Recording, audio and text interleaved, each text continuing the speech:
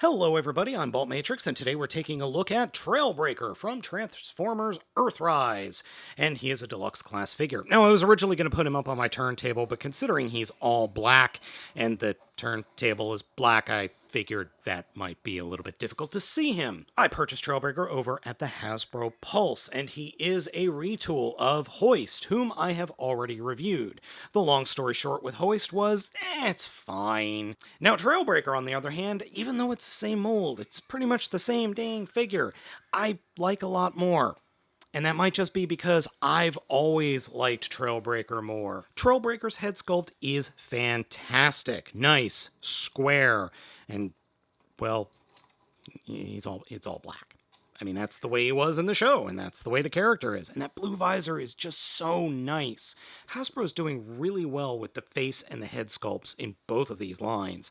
I really do appreciate that he comes with his emitter thingy, and he has a missile launcher on the other side. That's not exactly accurate to the figure because his emitter was attached to the back of his head and more centered, but oh well. He comes with one accessory, and that is this big old gun, and you can mount it on either arm or on any of his siege ports. Siege ports are one on the back, one on the upper arm, one on the forearm, one on either side of his legs just below the knee, technically one in the wheel well, and one on each foot bottom. He also comes with this backpack, which opens up for the transformation but pops off super easily and then can be wielded as a shield.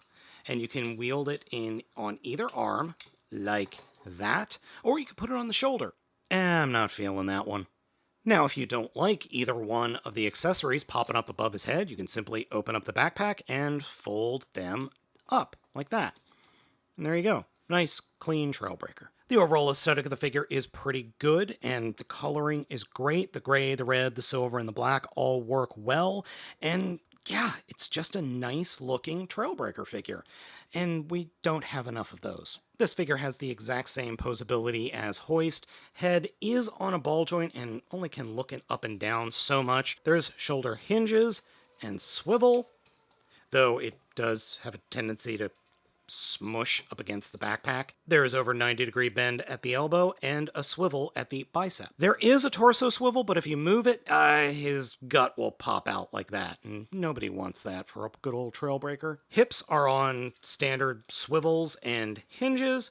Thigh swivel, there is a 90-degree bend at the knee, and then good old siege articulation. Sadly, no front to back articulation on the foot. There is on the shin for the transformation. Both of these mold brothers look good, and they share pretty much all the same components except for the, well, guns, the heads, and the backpacks. Obviously, the backpacks are completely different. The only real problem I have with TRAILBREAKER in robot mode are the pins that are for the transformation are too loose in my opinion. The shins also don't peg in well.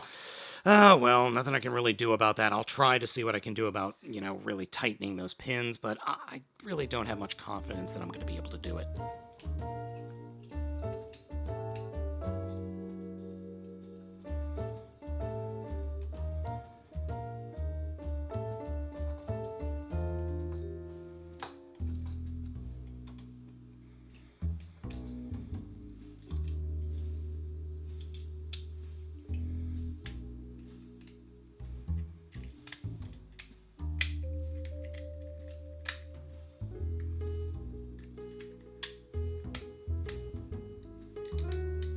Now, for years, I thought that TRAILBREAKER's alt mode was that of a Land Rover, but that's not correct. It's actually a Toyota four-wheel drive Hilux camper truck.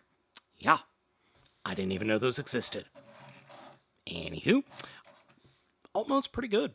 I think it works better than Hoist, and I think it just fits together better than Hoist, though there is one oddity, and it's not showing up all that well in my viewfinder, but we've got different paint apps going on here. Not different paint apps. The plastic is physically different.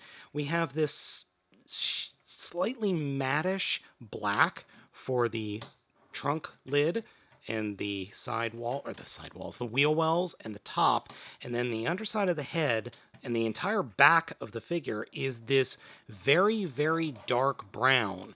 It's just odd. Not bad, just odd. What is bad is the obvious hands underneath the alt mode. That sucks. I wish there was a way that they could fold up under the front of the vehicle mode to better hide, but oh well.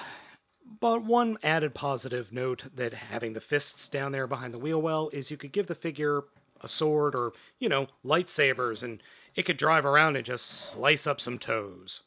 Oh, and just for those who don't think you can attach guns to those rear wheels, you totally can.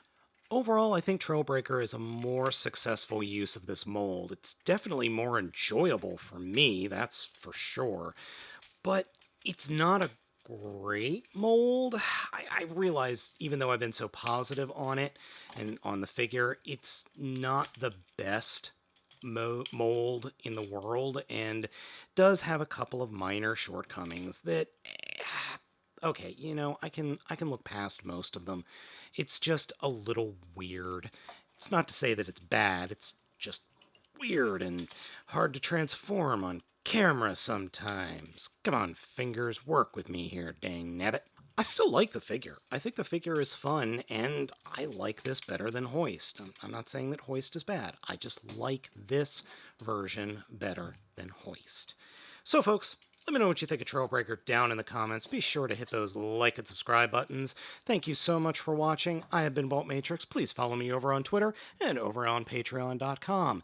Oh, and while you're down in the description, I'm going to put links to the Big Bad Toy Store and the Hasbro Pulse down there for you. Again, thanks for watching. I've been Baltmatrix, and I'll catch you next time.